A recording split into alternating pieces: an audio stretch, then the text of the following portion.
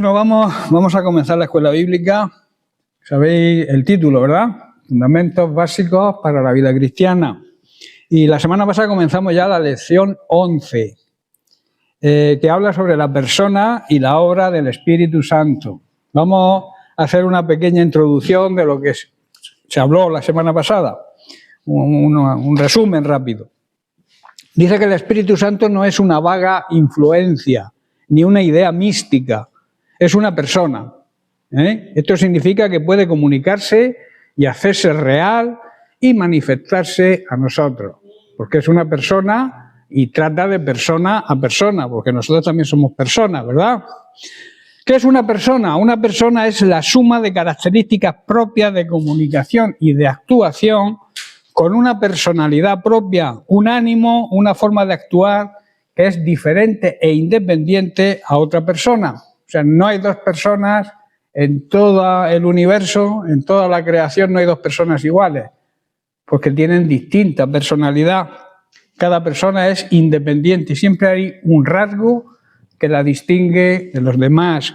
Y el Espíritu Santo, a ser persona, también tiene sus propias cualidades, su propia personalidad y su forma de actuar. El Espíritu Santo hará que las personas de este mundo se den cuenta de que no creer en Jesucristo es pecado.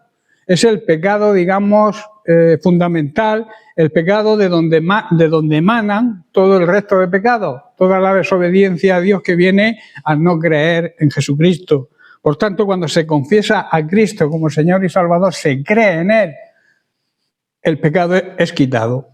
¿Estáis comprendiendo? Y entonces podemos acercarnos al trono de la gracia de Dios sin sentirnos culpables, porque Cristo pagó nuestro rescate. Él murió por nosotros para darnos esa nueva personalidad, esa nueva identidad de ser hijos de Dios. Por tanto, cuando hablamos, los verdaderos discípulos, cuando hablamos de lo que Dios ha hecho por nosotros, no debemos usar palabras que nos dicten nuestra sabiduría o nuestra inteligencia humana, sino que debemos usar el lenguaje espiritual que nos enseña el Espíritu Santo. Tenemos que ser guiados por el Espíritu Santo en todo, nuestra forma de hablar, en nuestra forma de actuar y en nuestra forma de hacer las cosas. Tenemos que ser guiados por el Espíritu Santo. Pero para eso tenemos que dejarlo que nos guíe, porque Él no te va a imponer nada. Él no va a violar tu voluntad jamás. Siempre te da la elección de que tú hagas lo que tú quieras hacer. Pero Él, si tú estás dispuesto a que Él te guíe, Él te va a llevar siempre a toda la verdad.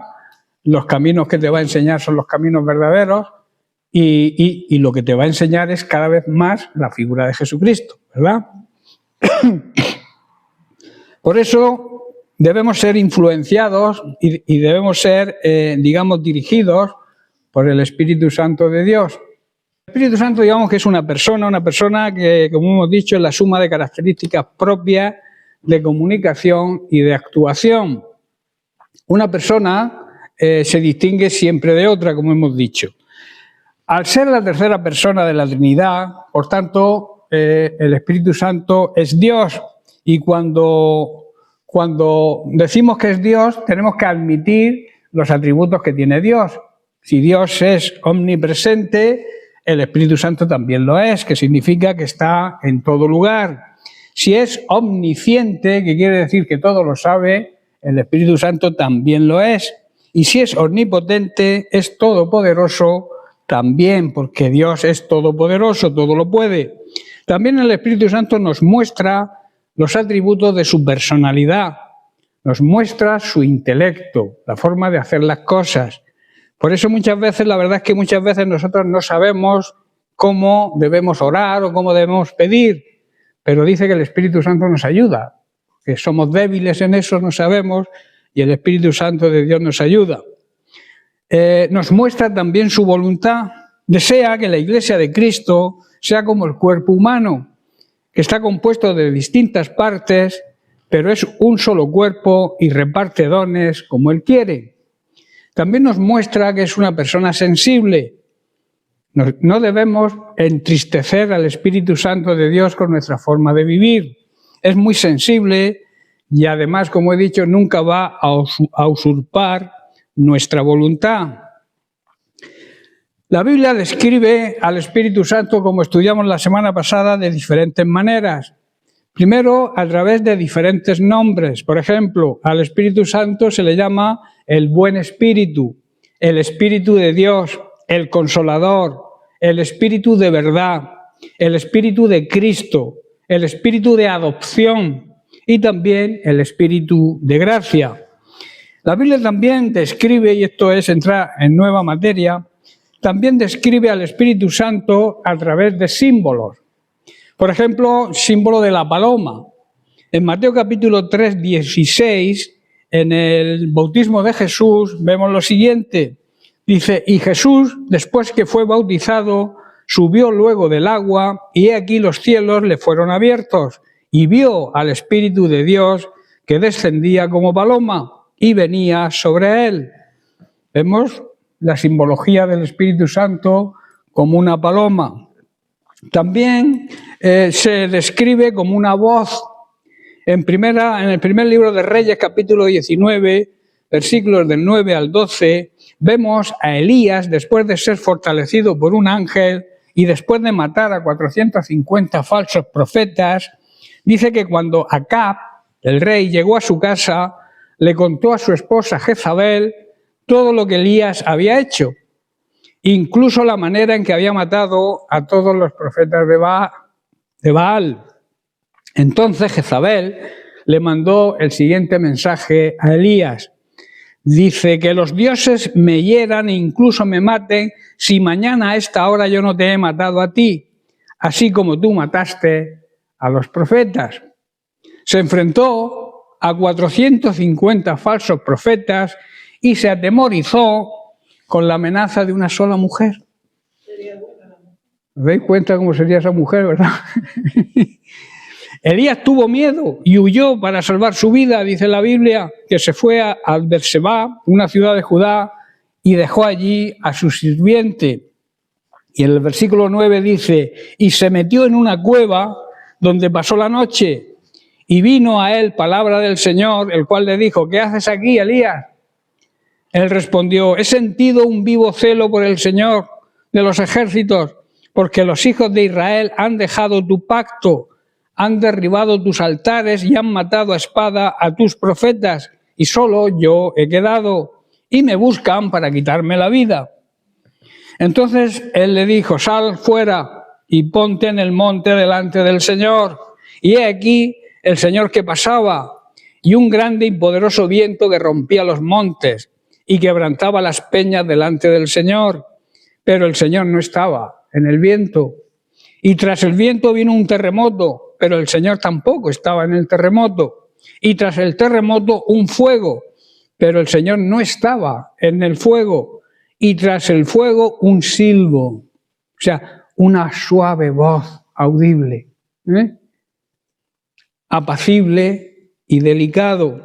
Ahí vemos la simbología del Espíritu Santo como esa voz suave que siempre nos guía, siempre nos dirige, no de una forma bruta, ¿verdad?, sino como un suave susurro, una suave voz, para que podamos entenderlo y no tener temor.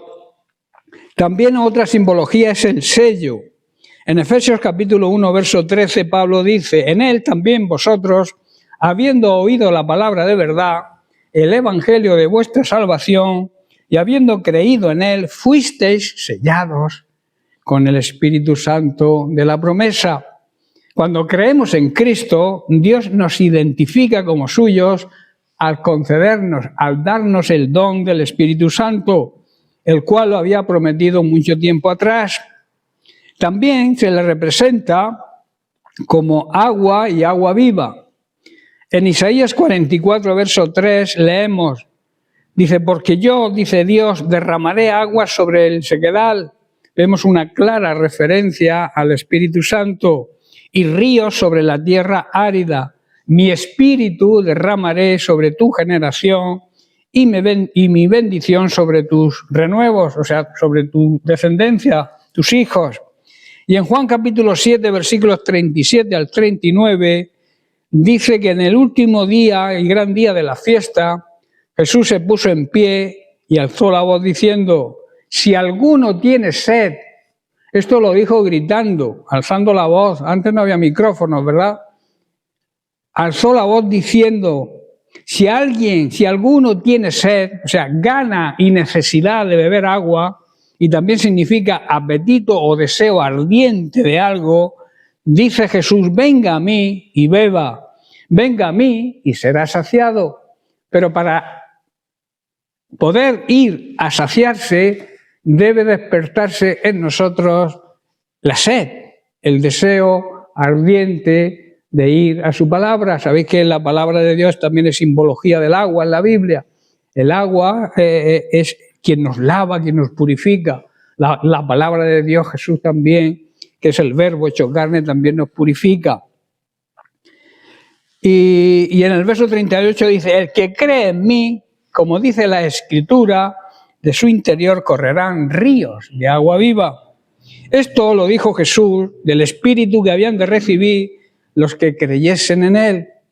Esto dice claramente que cuando declaramos nuestra fe en Él, cuando creemos en Él, cuando lo confesamos como nuestro Señor y Salvador, Él nos regala el Espíritu Santo. El Espíritu Santo viene a hacer morada en nosotros. Por eso dice que habían de recibir los que creyeran en Él. Pues aún no había venido, en ese tiempo no había venido el Espíritu Santo porque Jesús no había sido aún glorificado. Jesús no había acabado su ministerio. Por eso nosotros tenemos un gran privilegio, que nosotros ya el Espíritu Santo vino. No hay que esperarlo, vino en Pentecostés. Lo que tenemos que hacer es recibirlo y dejar que actúe, dejar que se manifieste. Ahí, luego, a lo largo de esta lección veremos las distintas manifestaciones del Espíritu Santo en nosotros. También se manifiesta como viento. En Hechos capítulo 2, versículos 1 y 2 dice, cuando llegó el día de Pentecostés, estaban todos unánimes, de un mismo sentir. No es lo mismo estar todos juntos que estar juntos y unánimes. Unánimes que pensaban lo mismo, sentían lo mismo y estaban en la misma, digamos, visión espiritual. Dice, y de repente vino del cielo un estruendo como de un viento recio, impetuoso que soplaba, el cual llenó toda la casa donde estaban sentados. De repente dice que se oyó un ruido, un estruendo desde el cielo, parecido al estruendo de un viento fuerte e impetuoso que llenó la casa donde estaban reunidos. Y vemos la manifestación del Espíritu Santo como un viento potente. También la Biblia lo describe como el aceite. Sabéis que el aceite simboliza la unción y el Espíritu Santo nos unge. Cuando viene a morar en nosotros, recibimos la unción del Espíritu Santo. Por eso es tan necesario que el Espíritu Santo sea manifestado en nosotros, que recibamos la plenitud del Espíritu Santo, porque eso es la unción. Tendremos unción para poder predicar y llegaremos a las personas mucho más que con nuestra sabiduría. Hay personas que conocen la Biblia de carrerilla, pero no tienen la unción que tienen que tener porque no tienen al Espíritu Santo, no dejan que el Espíritu Santo se manifieste. ¿Estáis comprendiendo? Tú puedes conocer la Biblia de memoria y no tener unción ninguna. Y a lo mejor cualquier persona que conozca algunos textos y se ponga a hablar de ellos, Dios, si está dirigido por el Espíritu Santo, va a tener mucha más unción y va a llegar mucho más a la gente que el otro que se sabe la Biblia de memoria. ¿Estáis entendiendo? En primer libro de Samuel, capítulo 16, verso 13, vemos como Samuel unge a David. Dice, y Samuel tomó el cuerno del aceite y lo ungió en medio de sus hermanos. Y desde aquel día en adelante el Espíritu del Señor vino sobre David. En el momento en que el aceite se derramó sobre él, fue ungido y la unción del Espíritu Santo recayó sobre él y su gran poder desde ese mismo día. Debemos, por tanto, recibir el Espíritu Santo y recibiremos su unción y su gran poder para poder testificar de Cristo. Si no, nos va a ser muy difícil testificar, dar testimonio de Cristo, si no tenemos la unción del Santo, la unción del Espíritu Santo, y así también poder vencer a los diferentes Goliat que se nos presenten en nuestra vida. ¿Por qué venció David a Goliat? Porque fue ungido con el poder del Espíritu Santo, y el Espíritu Santo fue realmente quien venció a Goliat. Y David en su humildad también lo reconoció. Él dijo: tú vienes a tentar a los escuadrones del Dios viviente, pero yo en el nombre de Él voy a derribarte y te voy a cortar la cabeza. Era un chaval, un jovencito contra un gigante de 3 metros y pico. Y lo venció. ¿Por qué? Porque estaba ungido por el poder del Espíritu Santo. También se describe al Espíritu Santo en la Biblia como fuego. En Hechos capítulo 2, versículos 2 al 4, dice que cuando estaban reunidos en el aposento alto, después del estruendo que hemos comentado antes, de ese viento que soplaba tan reciamente, dice que se le aparecieron lenguas repartidas como de fuego, asentándose sobre cada uno de ellos. Y fueron todos llenos del Espíritu Santo y comenzaron a hablar en otras lenguas, según el Espíritu les daba que hablase. Sabéis que uno de los síntomas que demuestran la plenitud del Espíritu Santo en nosotros es el hablar en lenguas. Porque el mismo Dios es el Espíritu Santo orando por nosotros. Nosotros quizás no las entendamos, pero Dios y el Espíritu Santo, que son Dios y son Espíritu, sí se entiende. Y cuando el Espíritu Santo le dejamos orar en lugar nuestro, tiene una íntima comunión con el Padre. Por eso es importantísimo que las lenguas sean derramadas en nosotros, que podamos tener la unción. Y cuando no sabemos ya qué orar, porque ya nos faltan palabras para alabar a Dios, entonces tenemos que dejar que el Espíritu Santo se ponga a orar en nuestro lugar y ora a través de lenguas angelicales. El Espíritu Santo es el nombre que la doctrina cristiana asigna a la tercera persona de la Trinidad. La expresión Espíritu Santo es propia del Nuevo Testamento y se refiere a algo que Dios otorga a las personas, a los seres humanos, o el poder y la fuerza con que Dios actúa en y a través de nosotros. ¿Entendéis?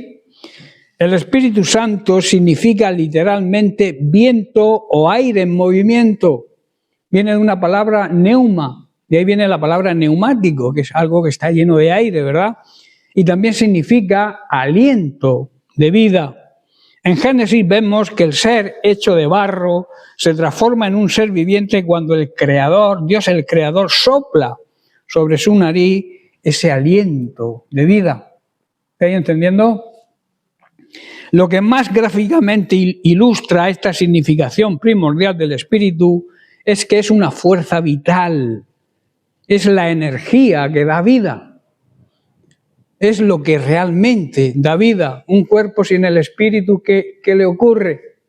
Que se deshace, que desaparece en nada de tiempo. Por eso el Espíritu es aliento de vida. El espíritu humano que anima, que da vida, sin él, el cuerpo físico, como he dicho, se deshace, que es lo que llamamos la muerte física. Da vida, anima a todos los seres vivientes.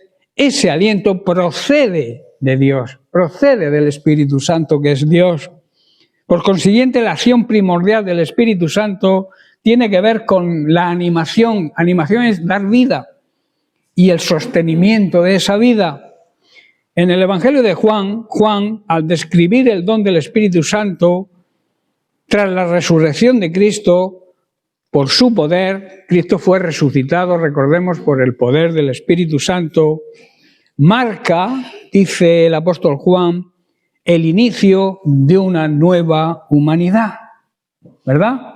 Desaparece la humanidad antigua, que fue consumida por el diluvio, y nace, digamos, una nueva humanidad. Es decir, el nacimiento de la nueva humanidad recurre a un evidente paralelismo con Génesis capítulo 2, versículo 7, que dice: entonces El Señor Dios formó al hombre del polvo de la tierra y sopló en su nariz aliento de vida. Y fue entonces un hombre, un ser viviente. Sin ese soplo hubieras continuado siendo barro. ¿Estáis entendiendo qué es lo que somos en realidad cuando no tenemos el Espíritu? Nos convertimos en polvo rápidamente. Porque el soplo de vida que infundió Dios a ese montón de barro vuelve con él. Y el montón de barro vuelve de donde salió, de la tierra. ¿Estáis comprendiendo? Así como el comienzo, el soplo, el aliento, el Espíritu Santo del Creador transformó a ese ser de barro en un ser viviente, Jesús, en esta nueva dispensación, Jesús resucitado sopla sobre sus discípulos el Espíritu Santo, transformándolos en nuevas criaturas nacidas precisamente del Espíritu Santo. Y eso lo vemos en palabras del propio Jesús en Juan capítulo 20, versículos 21 y 22, donde proféticamente también estas palabras son para nosotros hoy. Dice, entonces Jesús les dijo otra vez, paz a vosotros, como me envió el Padre, así también yo os envío. Y habiendo dicho esto, sopló y les dijo, recibid el Espíritu Santo, el soplo de vida, ¿verdad? El Espíritu Santo, digamos, es la fuerza de la vida verdadera, la vida en plenitud y abundancia que Jesús nos brinda y desea que vivamos.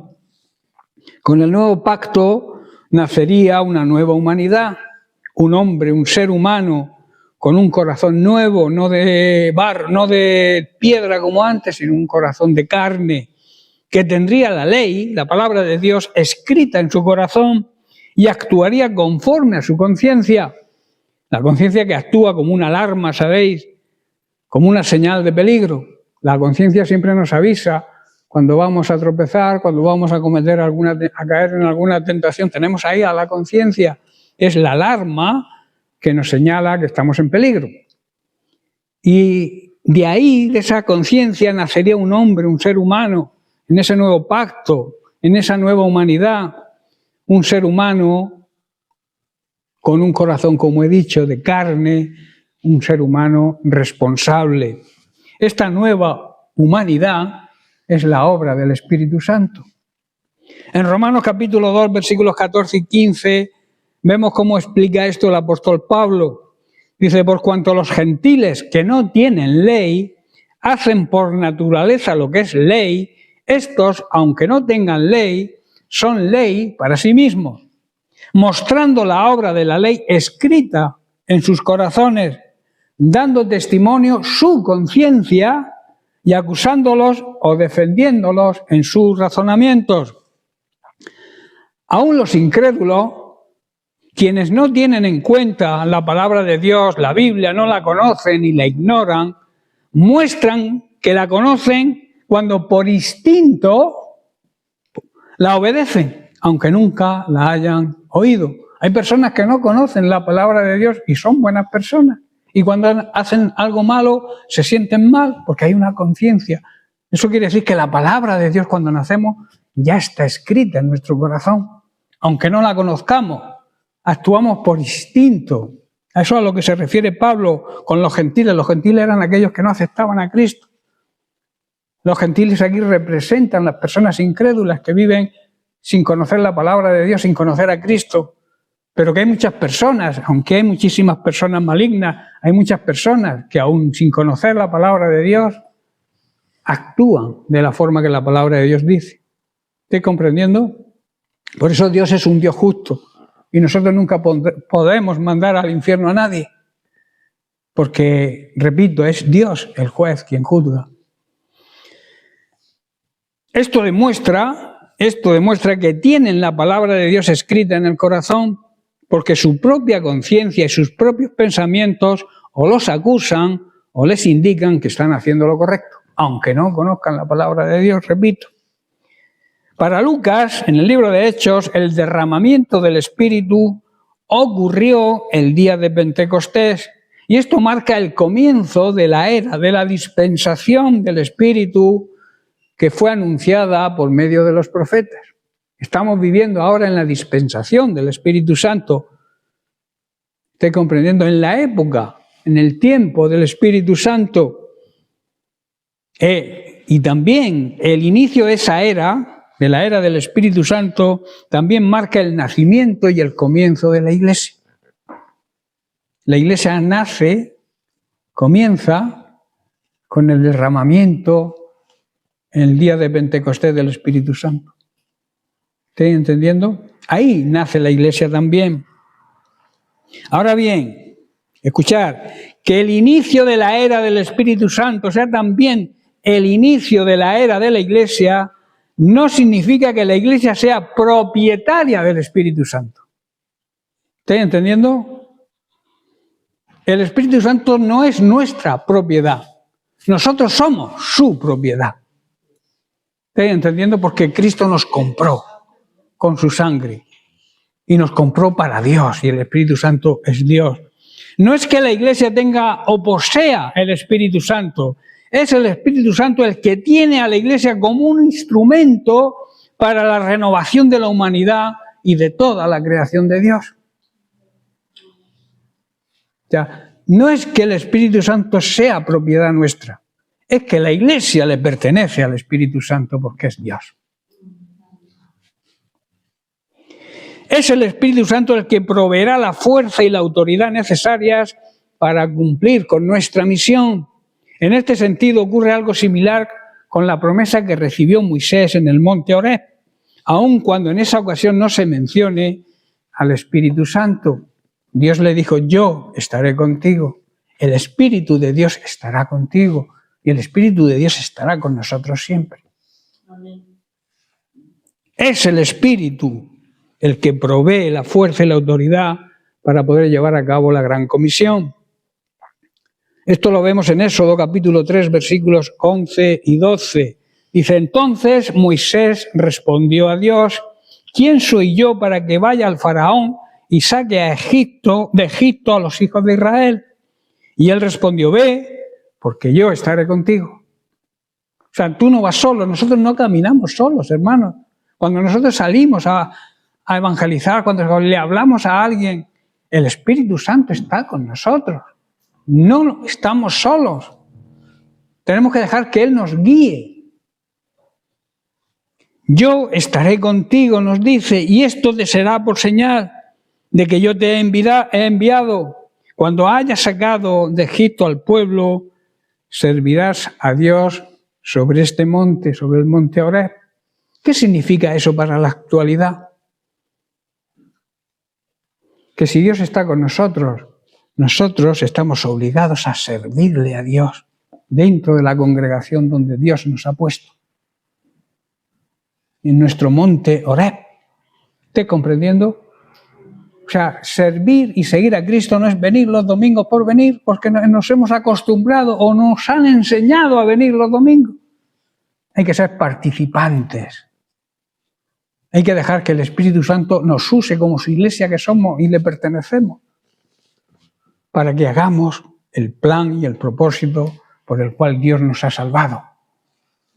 Cuando un entrenador de cualquier deporte selecciona a unos deportistas, es para que hagan el trabajo que les encarga. Si no lo hacen, los cambia, ¿verdad? Con Dios ocurre lo mismo. Él nos ha seleccionado a nosotros. Nos ha llamado, nos ha hecho el llamado. Y además es un llamado santo porque sale de la boca de Dios. Nos ha llamado a vivir en santidad. Nos ha llamado a predicar el Evangelio. Si un futbolista sale al campo y no hace caso del entrenador y mete los goles en su portería, en vez de en la del contrario, ¿qué hace el entrenador? Quitarlo. ¿Qué hace Dios con las personas que son inútiles en su obra? Dejarlos, que hagan lo que quieran. Elige a otros que estén dispuestos a servirle de verdad. No sé si estáis captando la idea. El Espíritu Santo es la presencia misma y activa de Dios en su iglesia. y en la vida de cada creyente, de cada enviado, de cada discípulo verdadero. Aquí estamos haciendo discípulos. La escuela bíblica, uno de los fundamentos de la escuela bíblica es hacer discípulos. Que las personas sean disciplinadas también, discipuladas. ¿Qué quiere decir? Preparadas para afrontar la misión que Dios nos ha encargado. Si tú no tienes esa sed de aprender, esa sed de ser discipulado, el Señor no te va a usar. Y si te usa, lo harás fatal. Fracasarás seguro. Porque el discipulado es una necesidad cada vez más imperiosa de la Iglesia. La Iglesia que no tiene discipulado no funciona, no avanza, no crece ni en número ni en calidad. Y yo prefiero la calidad al número, pero las dos cosas son importantes. Si hay calidad, habrá número. Si no hay calidad, Dios no enviará a nadie para que sea gente mediocre. Dios quiere personas activas, una iglesia que se mueva en el poder del Espíritu Santo, una iglesia que se levante, que se avive, que esté dispuesta, que no critique, que no hable tanto y que se dedique a hacer la obra del Señor, a aprender, hasta tener esa sed que decíamos al principio. Jesús dijo, se levantó y a gritos dijo, el que tenga sed, que venga a mí y beba. El que tenga un deseo ardiente de la palabra de Dios, que se acerque a Cristo, que va a ser saciado. Pero claro, se necesita esa sed. Es necesario tener sed para beber agua. Eso es normal, ¿verdad? Tú tienes sed de la palabra de Dios. Tienes sed de aprender. Tienes sed de que Dios te utilice. Pues necesitas aprender. Yo no concibo personas que quieran que Dios las utilice. Incluso se creen que ya saben lo suficiente y no aparecen por la escuela bíblica. Es imposible. A la larga se van a contaminar con cualquier cosa por ahí en las redes sociales o cualquier cosa y su ministerio va a fracasar seguro. ¡Seguro! Puedo poner la mano en el fuego y no me quemo de que los ministerios que no son. Yo estoy dispuesto siempre a aprender. Yo cuando estoy preparando las lecciones, yo me estoy aprendiendo también. Me la estoy aplicando a mí mismo, porque sé que yo también necesito aprender cada día. Y no concibo, yo llevo ya en el Señor, no sé si yo, 40 años. Y yo todavía tengo sed. Cada día cuando me pongo a preparar, tengo sed de buscar aquí en el diccionario, con el fin de que el Espíritu Santo me vaya mostrando cada vez más cosas, para traeros a vosotros. Y para traérmelas a mí primero. Porque el primero que se predica soy yo cuando las estoy preparando. No concibo, repito, que haya personas que pretendan ser grandes ministerios sin ser discipulados. No lo concibo. Pero los hay, lamentablemente los hay. El Espíritu Santo es el poder para ejercitar la gran comisión. Y necesitamos ese poder. Pero recibiréis poder, dinamita. Y entonces me podréis ser testigos hasta el último rincón de la tierra. Dijo Jesús, ¿verdad? En Hechos capítulo 1, verso 8. Si tú quieres testificar de Cristo, tienes que tener el poder del Espíritu Santo. Si no, poco poder vamos a tener si no tenemos el poder, que es el Espíritu Santo, que es la dinamita, que viene a morar en nosotros cuando nos convertimos, pero que la podemos tener apagada. Hay ser dinamita, pero hay aparcada, sin que repercuta en la sociedad, sin dejarlo, como suelo decir, tenemos a veces el Espíritu Santo como si fuera un mueble de la casa, un florero, que donde lo pone se queda. Y le dices, quieto ahí, Espíritu Santo, que aquí mando yo. Esta es mi casa y aquí mando yo. Tú estás aquí, bien, te acepto, pero callaico. Eso simbólicamente es lo que hacemos con el Espíritu Santo mucho. La promesa de Jesús anuncia la inauguración de la era de la dispensación del Espíritu Santo, con esas palabras que hemos leído, cuya misión fundamental será el don, el regalo de una nueva y plena vida para todos.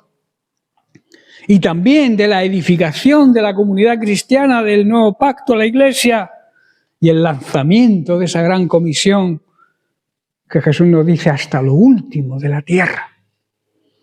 Él quiere usarnos y nos usa a través del poder del Espíritu Santo que mora en nosotros. ¿Estáis entendiendo, hermano? La obra del Espíritu Santo es una necesidad para todo discípulo de Jesús. Y nos habilita, en primer lugar, vamos a estudiar, hoy no terminaremos, nos habilita para echar fuera demonios. ¿Os dais cuenta del poder del Espíritu Santo en nosotros? Porque no somos nosotros. Nosotros dejamos que el Espíritu Santo actúe y es el Espíritu Santo el que echa fuera a los demonios. Pero tú tienes que estar dispuesto, porque tú eres las manos y los pies y la boca y los oídos y los ojos de Dios. Él, a través de tu espíritu, porque la comunicación entre espíritu y carne es imposible. El Espíritu Santo se pone en contacto con nuestro espíritu, si lo dejamos, claro. Y Él nos va a mostrar cómo tenemos que actuar y cómo tenemos que hacer las cosas. Amén. Mateo capítulo 12, verso 27 al 30. Jesús dice, y si yo echo fuera a los demonios por Belzebú, cuando le acusaban a Jesús de que echaba a los demonios en el nombre del demonio, del diablo. Entonces Él les pregunta, ¿por quién entonces los echan vuestros hijos? Por tanto, ellos serán vuestros jueces. Pero si yo por el Espíritu de Dios, por el Espíritu Santo echo fuera a los demonios, ciertamente ha llegado a vosotros el reino de Dios. Cuando llegó el Espíritu Santo a esta tierra, cuando llegó Jesús primero, que es el primer consolador, que es otro de los nombres que ahora veremos del Espíritu Santo, cuando llegó, la iglesia cambió. Es más, no es que cambió, es que nació, como he dicho en ese momento, y el Espíritu Santo empieza a trabajar con nosotros. Porque dice, ¿cómo puede alguien entrar en la casa del hombre fuerte y saquear sus bienes si primero no le ata? A veces tenemos al Espíritu Santo atado y entra el diablo en nuestra casa y la saquea totalmente. Hace una limpieza total y es porque no está el Espíritu Santo, no le hemos dado la libertad para que su poder se manifieste y nos levantemos en el nombre de Jesús y afrontemos cualquier ataque del enemigo. El que no es conmigo, el que no está de mi lado, está contra mí, dice Jesús. Y el que conmigo no recoge, desperdicia, desparrama. Pierde el tiempo. Si no estamos del lado de Jesús, estamos perdiendo la vida, estamos desperdiciando la vida. Estamos desparramando nuestra vida. Y en Mateo capítulo 10, versículos 7 al 8, Jesús comisiona a sus discípulos y les delega su propia autoridad.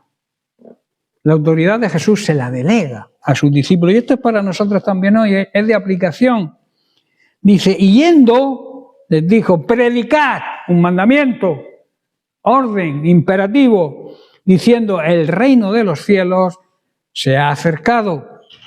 Sanad enfermos. Con el poder del Espíritu Santo podemos sanar enfermos. Podemos limpiar leprosos físicamente, pero también sabéis que la lepra representa el pecado. También podemos sanar a la humanidad del pecado, de la lepra del pecado. Resucitar muertos físicos, pero también muertos, las personas que están muertas espiritualmente porque niegan a Dios. Echad fuera demonios. De gracia recibisteis, dad de gracia. El Espíritu Santo nos habilita para hablar como Dios desea que hablemos en los momentos de necesidad. A veces tenemos que medir nuestras palabras, dejar que el Espíritu Santo nos controle. A veces lanzamos, las palabras son como disparos de pistola, que cuando aprietas el gatillo ya no puedes, ya la bala sale y puedes matar a alguien o puedes herirlo gravemente. A veces herimos con las palabras. Por eso tenemos que buscar la guía, porque el Espíritu Santo también nos habilita a hablar como Dios desea que hablemos en los momentos que debamos hablar. Jesús, después de anunciar las señales antes del fin, dice en Marcos capítulo 13, versículos 10 y 11, y es necesario que el Evangelio sea predicado antes a todas las naciones. antes de las señales que él dice, que están en los versículos anteriores, las señales del fin, dice antes es necesario, es una necesidad que la Iglesia se deje guiar por el Espíritu Santo y predique el Evangelio a todas las naciones, a todos los lugares. Pero cuando os trajeren para entregaros, escuchad bien que aquí hay controversia, no os preocupéis por lo que habéis de decir, ni lo penséis, sino lo que os fuere dado en aquella hora, en esos tiempos de persecución y de ataque, eso hablad, porque no sois vosotros los que habláis, sino el Espíritu Santo de Dios. ¿Está comprendiendo? Algunos piensan cuando leen este versículo que no hay que prepararse para predicar el Evangelio, que hay que llegar aquí y decir, Espíritu Santo, muéstrame qué tengo que decir. Pero nada más lejos de la realidad de lo que Jesús está diciendo aquí. Lo que Jesús nos dice aquí es que cuando a nosotros nos entreguen a las autoridades y nos lleven a juicio por predicar la palabra de Dios, no debemos preocuparnos en nuestra defensa por lo que tengamos que decir para defender nuestra causa.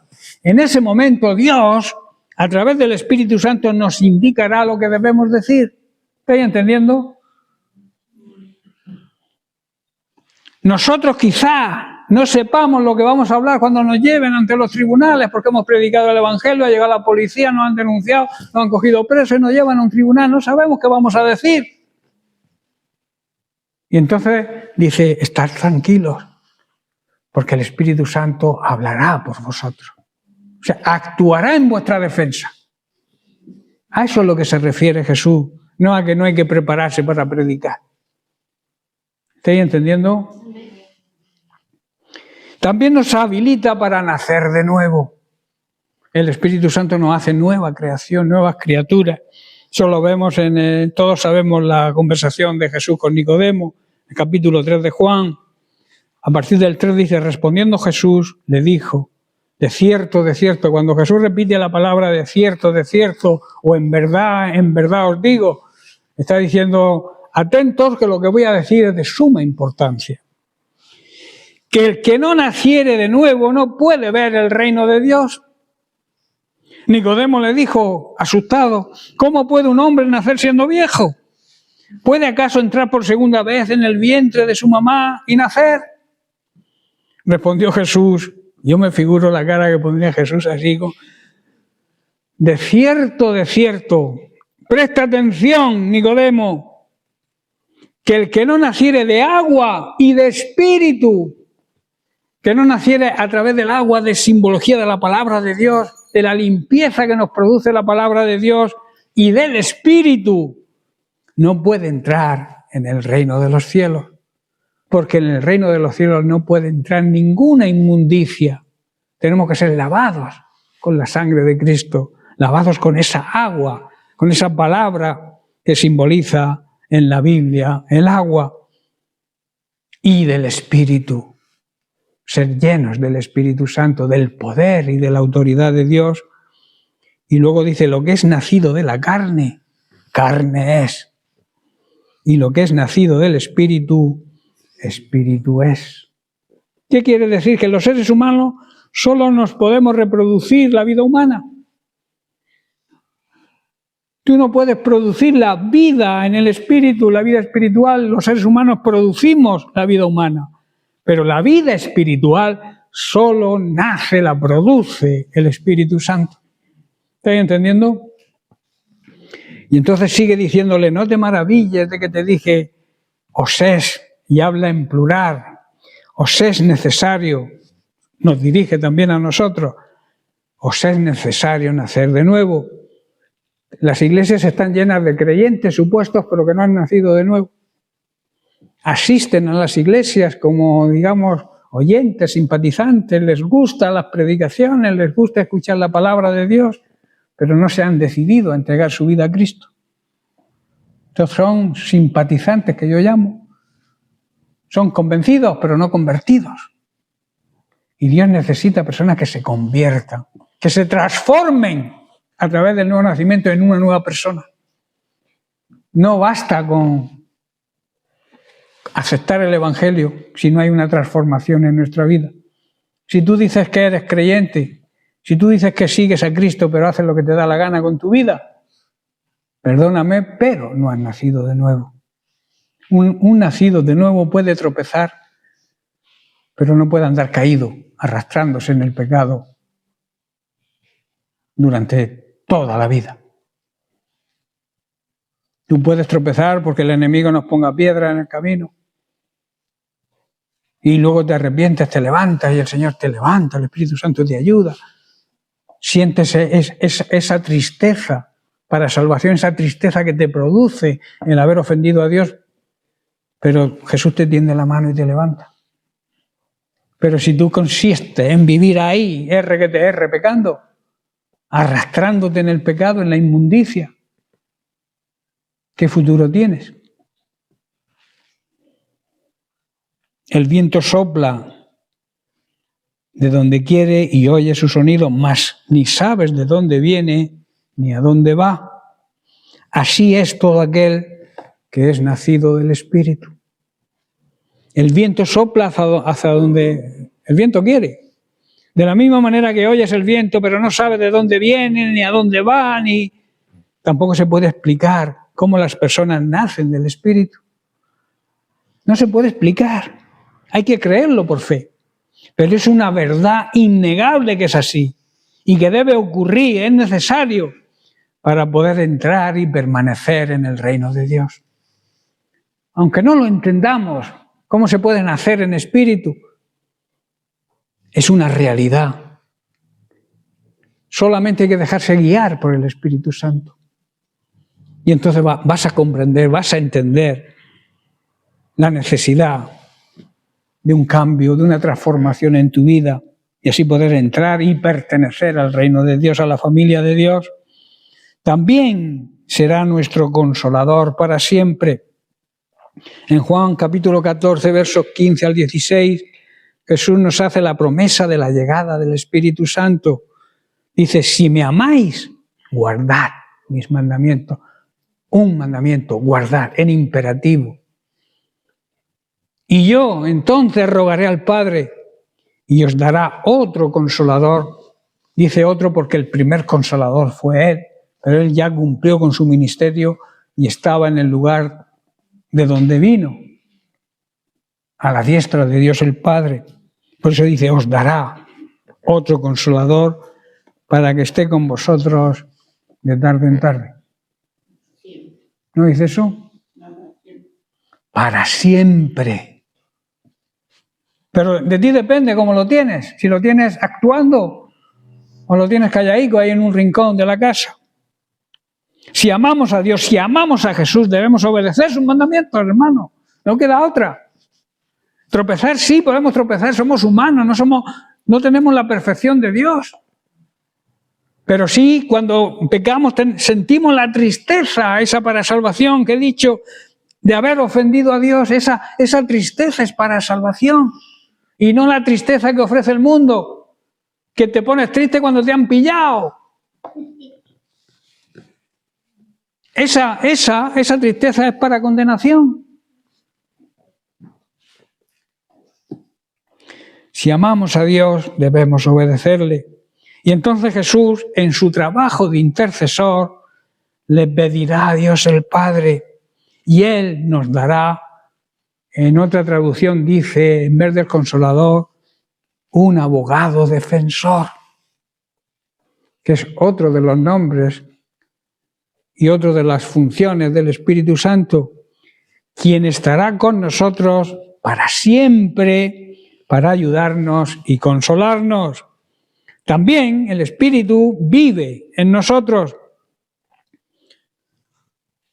En Juan 14, 17, y con esto terminamos por hoy, dice, el Espíritu de verdad, como estudiamos la semana pasada, es uno de los nombres del Espíritu Santo, el cual el mundo, las personas de este mundo, inconversas, que viven de espaldas a Dios, ignorando y despreciando su amor, no lo pueden recibir, porque no le ve ni le conoce. Pero vosotros, su iglesia, nosotros, Le conocemos, o deberíamos conocerlo. ¿Sabéis lo que significa conocer a Dios? Tener una relación de intimidad con Él, una relación de padre con hijo, una relación de respeto como padre, pero también familiarmente. Por eso usamos la palabra muchas veces papá. A mí no me gusta papaíto, pero bueno, lo acepto. Me gusta más papá. Papito tampoco me gusta. Pero lo acepto, porque sé que son costumbres de los países. A mí me gusta llamarle papá. Abba, padre, que significa papá. Y entonces, si le conocemos, ¿por qué le conocemos? Porque mora, vive. Su santuario somos nosotros, vive con nosotros y estará en vosotros. Jesús se refiere aquí al Espíritu Santo, quien nos guía a toda la verdad. Si tú quieres conocer la verdad auténtica, la verdad genuina, si quieres conocer de verdad a Jesucristo, que Él se autodefinió como la verdad, tienes que dejar que el Espíritu Santo te enseñe sobre Él. El mundo, las personas de este mundo incrédulo que rechazan a Dios, no pueden recibirlo porque no lo buscan, ni lo reconocen, ni aceptan. Pero nosotros sí le conocemos, ¿verdad? Y le hemos aceptado y ahora Él vive en nosotros y estará con nosotros siempre. Siempre, ¿qué significa? Hasta que nos vayamos con el Señor. Pero también significa que estará siempre, significa en las verdes y en las maduras. ¿Qué quiere decir? En los tiempos de bonanza, cuando nos vaya bien, también está ahí, para que no nos el hecho de que nos vaya bien nos pueda apartar del Señor, está ahí el Espíritu Santo hablándonos. Pero también está en los momentos difíciles, para ayudarnos, para consolarnos, para defendernos. Así es la obra del Espíritu Santo. Bien, por la semana que viene seguiremos hablando de la influencia del Espíritu Santo en nosotros. Veremos cómo Él nos enseña, nos convence de pecado, nos da el poder para poder testificar de Cristo. Pero eso lo veremos y lo estudiaremos la semana que viene. Que Dios les bendiga.